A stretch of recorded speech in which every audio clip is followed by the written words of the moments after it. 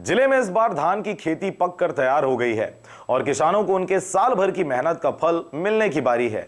जी हां, किसान द्वारा अपने खेतों में लगाए धान के फसलों को काटकर मिजाई का कार्य किया जा रहा है, जिसके बाद वे समर्थन मूल्य पर बेचने मंडी में बेचने की तैयारी में लगे हुए हैं।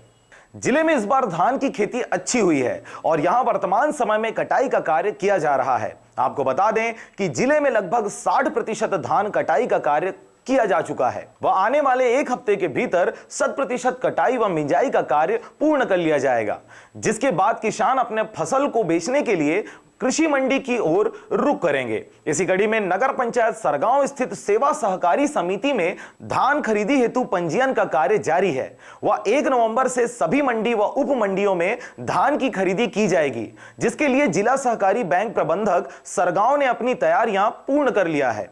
वहीं किसान भी धान को मंडियों में बेचने के लिए पंजीयन करवाने के साथ साथ फसल की साफ सफाई में लगे हैं। एरिया में कब से हो रहा है सर? 1 नवंबर से। सर कहाँ पर मंडी है?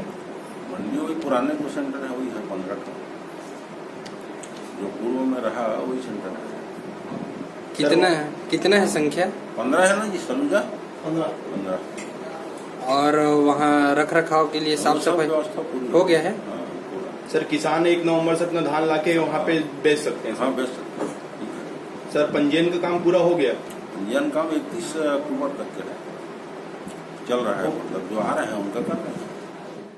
सरगांव से राजकुमार यादव व नारायण बंजारे की रिपोर्ट, आरजे रमझाझर।